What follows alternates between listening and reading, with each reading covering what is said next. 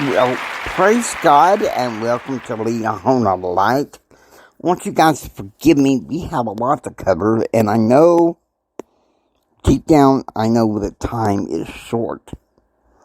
But let's get going. We're in Galatians chapter 1, the latter part of it, and Galatians chapter 2, the first 4 verses. Okay. Beginning in verse 17 of chapter 1. Neither went I up to Jerusalem to them which were apostles before me, but I went into Arabia, and returned again unto Damascus. Then after 3 years went I up to Jerusalem to see Peter, and abode with him 3 days. But other of the apostles saw I none, save James, the Lord's brother. That's pretty amazing. Tells you there. Verse 20. Now of things which I write unto you, behold, before God I lie not. Afterwards I came into the regions of Syria and Cilicia. Verse 22. And was unknown by face unto the churches of Judea, which were in Christ. But they had heard only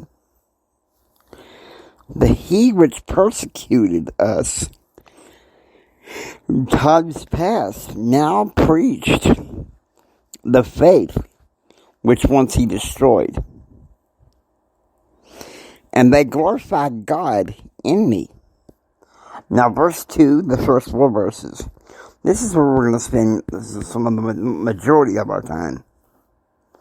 Then 14 years after, I went up again to Jerusalem with Barnabas, and took Titus with me. And I went up by revelation, and communicated unto them that gospel which I preached among the Gentiles, but privately to them which were of reputation, lest by any means I should run or had run in vain. Verse 3. But neither Titus, who was with me, being a Greek, was compelled to be circumcised. Verse 4, okay, this is some of the beauty that's in the JST, Galatians chapter 2, verse 4. Notwithstanding, there were some brought in by false brethren unawares. Let's go ahead and put it on stir on this phone while I'm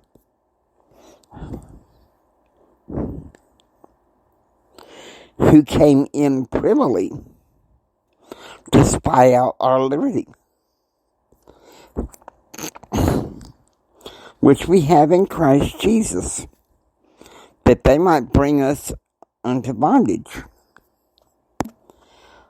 Now, when I think about this, Paul knew from the beginning he was being called to preach the gospel to the Gentiles. And so, to that end, he doesn't report very much to the brethren. He converts to the gospel in 35 AD. And then for 14 years, he's not so much among his own people, the Jews, possibly for fear that they knew that in times past he persecuted the church. But he was able to receive the right hand of fellowship by the apostles, right? But there were some issues. That's why there was a need for a council in Jerusalem in 49 AD. Now, I liken the Council of Jerusalem in 49 AD, much like, say, General Conference. You know, to the outside world, I mention to them every 6 months that we have a conference in our church for 2 days where our leaders speak to us.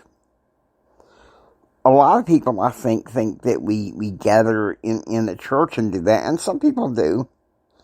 But a lot of it is in our homes that we may gather and understand.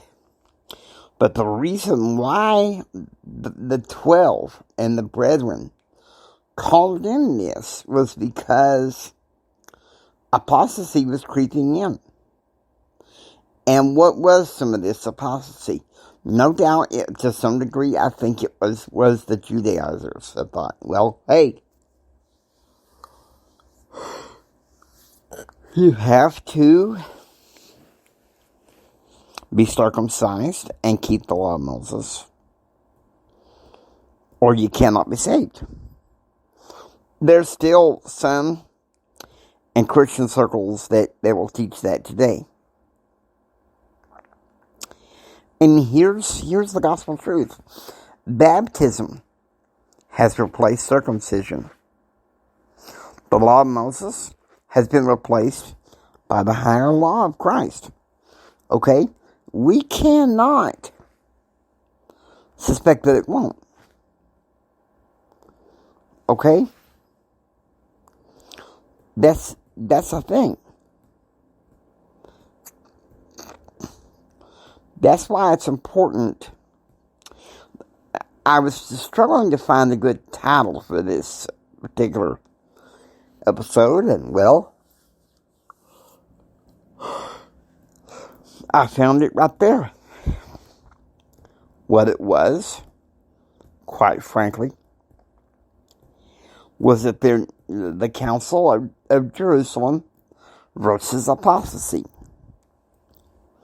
We need conferences, regular conferences, to hear from our church leaders to avoid going into apostasy. Now, that doesn't mean that we can't exercise free moral agency, but it's to keep us from wandering away from the pure, unadulterated gospel of Christ, okay? Something for us to begin to understand here and now. And that's why I take the stand that I do.